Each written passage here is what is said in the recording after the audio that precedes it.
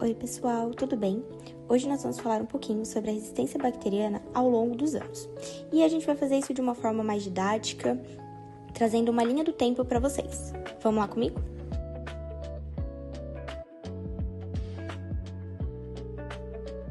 A primeira década que vamos falar é a de 1920, que ficou conhecido como a era pré-antibiótico. Apesar de nessa época não existir nenhum antibiótico já descrito, alguns estudos mostram que já existiam mecanismos de resistência presentes em alguns micro-organismos. Então podemos dizer que não fomos nós que começamos com tudo isso.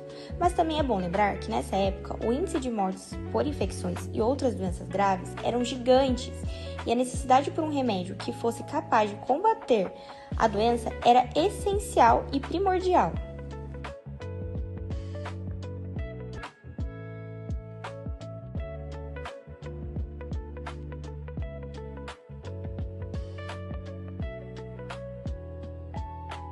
E aí, lá no finalzinho da década de 20, em 1928, o biólogo, microbiólogo e médico Alexander Fleming teve um descuido ao deixar durante suas férias o fungo penicillium no laboratório, que liberou esporos no ar e que a partir disso ele foi capaz de perceber que os esporos do mesmo inibiam o crescimento bacteriano em outros recipientes.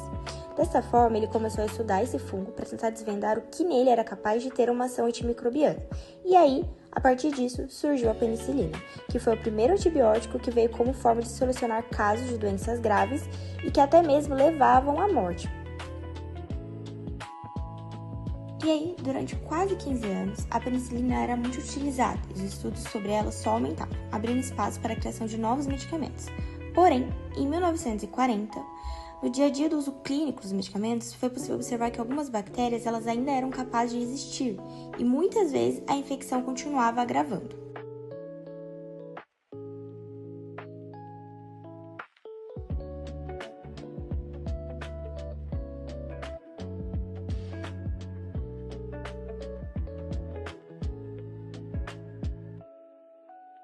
E esse período entre 1928 e 1940 ficou conhecido como a Era de Ouro dos Antibióticos, justamente porque os estados eram positivos, eles estudavam muito e tentavam cada vez mais descobrir sobre o medicamento. Porém, eles não tinham ainda noção de alguns fatores impeditórios, como, por exemplo, a resistência ao antimicrobiano. Quando chegamos em 1950, podemos falar que foi quando começou de fato a crise, pois o uso ele acabou se estendendo também aos animais. Dessa forma, acelerou o processo de resistência, pois o uso começou a ser em massa. E mesmo que quando criasse novos medicamentos, eles começaram a perceber que as bactérias elas também tinham a capacidade de evoluir junto com os medicamentos, ou seja, elas também se tornavam resistentes.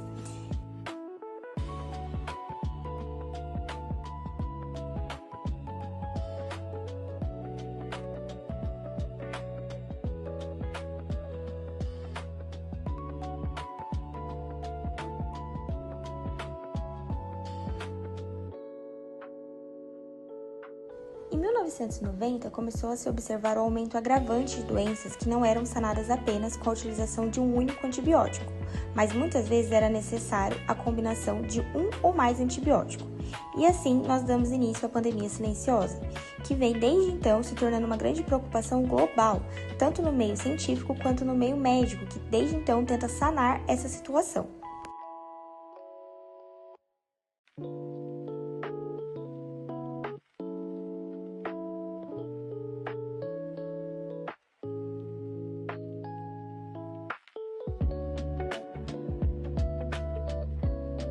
Durante o novo milênio, a situação ela foi se expandindo e os pesquisadores continuavam em busca de novos medicamentos e combinações que seriam capazes de combater grandes doenças bacterianas. Em 2019, por exemplo, um total de 5 milhões de mortes causadas por infecções bacterianas foram registradas, deixando a comunidade científica em alerta e ainda mais preocupada.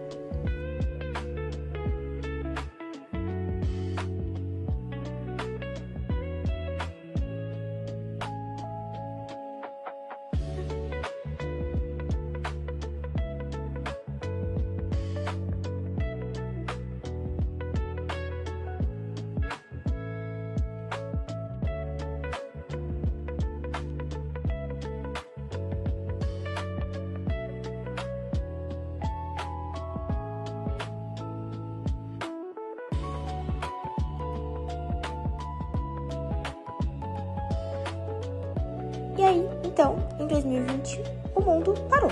A pandemia causada por Covid-19 fez com que o que já estava complicado nas utilizações de antibióticos ficasse ainda pior, pois o uso indevido dos mesmos aumentou muito, com a desculpa de que o antibiótico ajudaria a tratar possíveis infecções secundárias que apareceriam como consequência de uma infecção por Covid-19. E sim, realmente, isso poderia ocorrer. Porém, o ideal era que esperassem para ver se ia ter uma infecção secundária e aí a melhor medida fosse tomada. E aí, como eu disse, o que já estava ruim ficou ainda pior, pois muitos pacientes acabaram fazendo uso indevido de antibióticos sem a necessidade, e dessa forma os micro-organismos eles conseguiram desenvolver muitos mais genes de resistência aos antibióticos e a diversos antibióticos que eram amplamente utilizados anteriormente.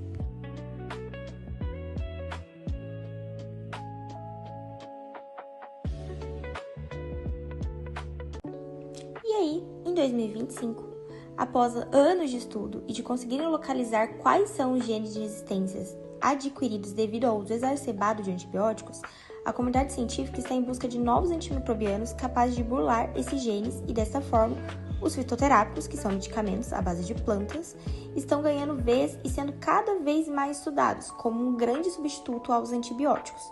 Porém, ainda assim é uma preocupação muito grande, sabendo que se os antibióticos não funcionam e ainda não temos os substitutos ideais, corremos o risco de estarmos cada vez num caminho mais estreito, mais perigoso.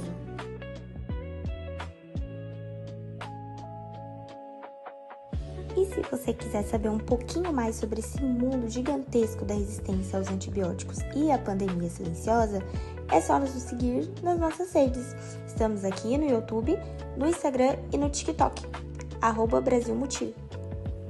Tchau, até o próximo vídeo!